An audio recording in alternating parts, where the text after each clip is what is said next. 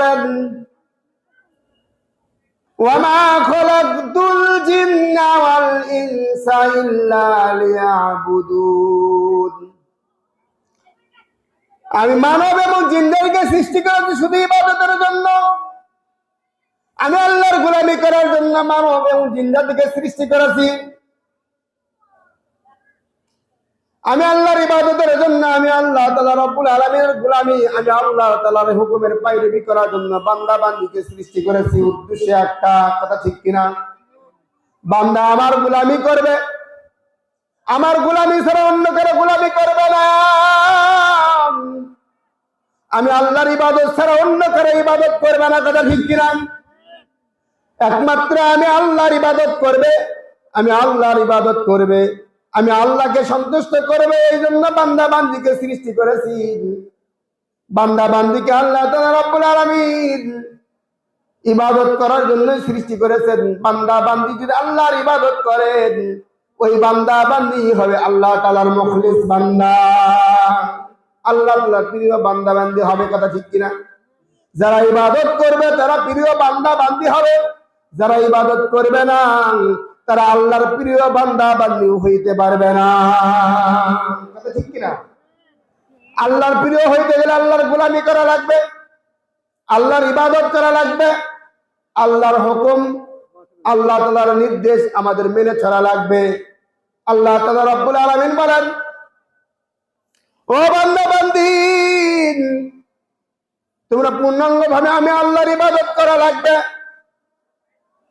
কিছু ইবাদত করবে, কিছু ইবাদত করবা, এটা হবে না।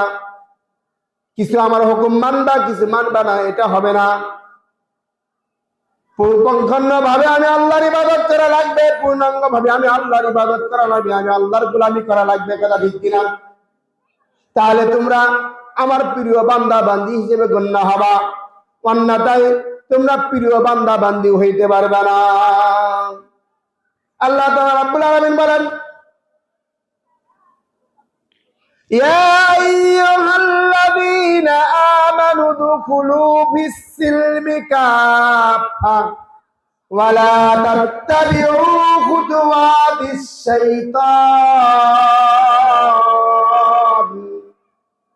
ইন্নাহু লাকুম আদুব্বুম মুবিন। ইয়া আইয়ুহাল্লাযীনা আমানু, হে বান্দার বান্দা বান্দী, এ আমার বিশ্বাসী বান্দা বান্দীগণ, তোমরা পূর্ণাঙ্গ ভাবে ইসলামকে মেনে মানো, ইসলামের মধ্যে পূর্ণাঙ্গ ভাবে দাখিল হও, তাহলে তোমরা সচ্চা মুসলমান হবা, তোমরা আমার প্রিয় বান্দা বান্দী হইতে পারবা। তোমরা যদি আমার প্রিয় বান্দা বান্দী হইতে চাও, আমার মনোনীত বান্দা বান্দী হইতে চাও, আমি আল্লাহকে সন্তুষ্ট করতে চাও, তাহলে তোমরা কি করো? পূর্ণাঙ্গ ভাবে তোমরা ইসলামের মধ্যে দাখিল হও।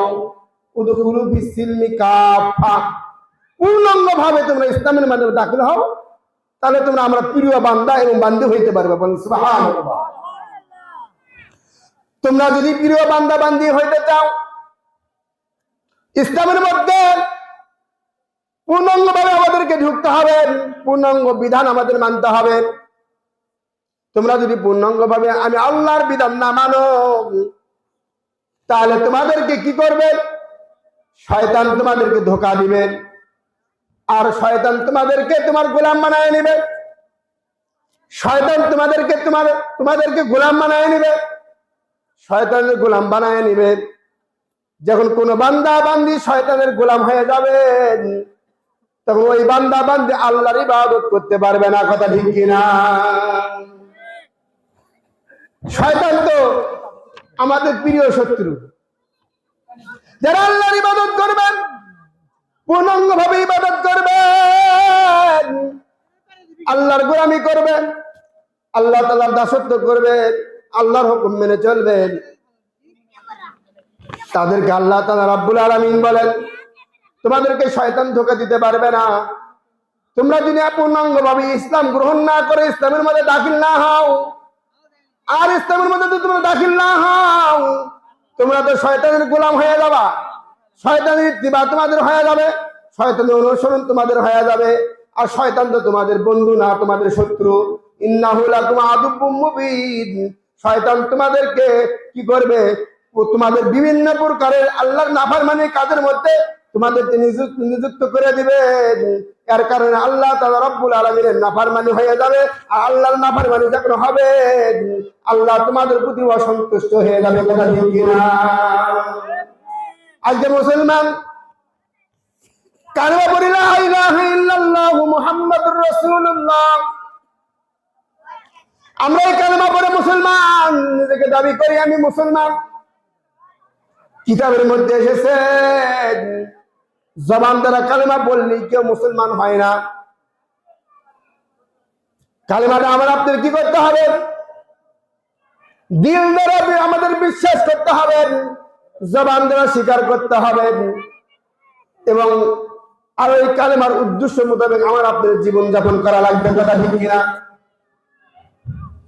এই হলো কালেমার উদ্দেশ্য। কালেমার উদ্দেশ্য হলো খালি জবান দ্বারা পড়া উচ্চারণ করার নাম কালেমার উদ্দেশ্য পূরণ হবে না, হক আদায় হবে না। আমার আপনার দিল দ্বারা বিশ্বাস করতে হবে, আমার আপনার জবান দ্বারা স্বীকার করতে হবে, তা আমার আপনার কাজে পরিণত করতে হবে। তাহলে আমি ইমানদার, আমি নিজেকে ইমানদার বলতে পারবো। আমরা নিজেকে মুসলমান দাবি করি, আমরা নিজেকে মুসলমান দাবি করি। নিজেকে মুসলমান দাবি করলে মুসলমান হওয়া যায় না। মুসলমানের যা কাজ আমার আপনার করতে হবে। মুসলমান যদি মুসলমানের কাজ যদি না করে, মুসলমানিত্বা যদি মুসলমানের মধ্যে না থাকে, সে কখনো নিজেকে মুসলমান দাবি করলেও সে আল্লাহর দরবারে মুসলমান হবে না। কথা ঠিক কিনা? আল্লাহ রাব্বুল আলামিন বলেন, ইয়া আইয়ুহাল্লাযীনা আমানু তাকুল্লাহা হাক্কা তুকাতিহি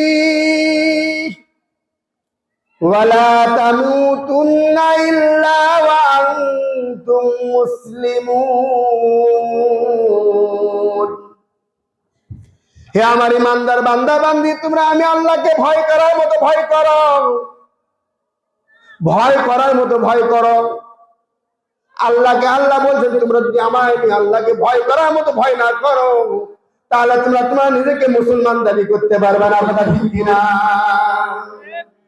নিজেকে মুসলমান হিসেবে গণ্য করতে গেলে, নিজেকে মুসলমান দাবি করতে গেলে আল্লাহকে ভয় করার মতো ভয় করা লাগবে। আল্লাহকে যদি ভয় করার মতো ভয় করতে পারি, আল্লাহ তাআলা রব্বুল আলামিন বলেন, তাহলে তুমি মুসলমান হইতে পারবা। আর মুসলমান হয়ে তোমাকে মৃত্যুবরণ করতে হবে। আল্লাহ তাআলা রব্বুল আলামিন বলেন, লা তামুতু ইল্লা ওয়া আনতুম মুসলিমুন।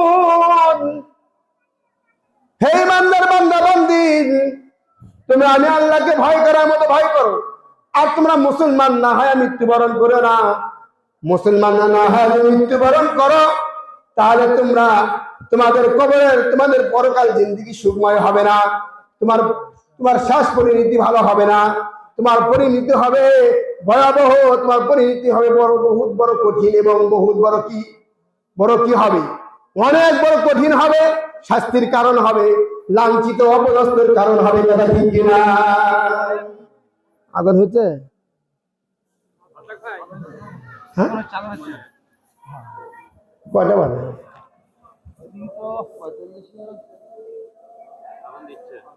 আগে আযান করতে বেশি পূর্ব দিকে আগে। হ্যাঁ মুহতারাম হাজিরিন,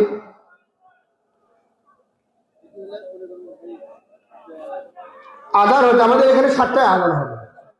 আযান হচ্ছে যে যাই হোক, আযান হচ্ছে, আযানের জবাব দিই আমরা। হয়নি, আলোচনা করবো। মুহতারাম হাজিরিন, আল্লাহ তাআলা রব্বুল আলামিন আমাদেরকে ইসলামের মধ্যে পূর্ণাঙ্গ ভাবে আমাদের দাখিল হতে হবে, ইসলাম মানতে হবে। আমরা কিছু মানি, কিছু মানি না, কিছু পালন করি, কিছু পালন করি না। আমরা সপ্তাহে একদিন করে নামাজ পড়ি, বছরে একদিন করে অনেকেই নামাজ পড়ে, আবার অনেকেই বছরও পড়ে না, মাসেও পড়ে না, সপ্তাহ পড়ে না, কিন্তু সে নিজেকে মুসলমান দাবি করে।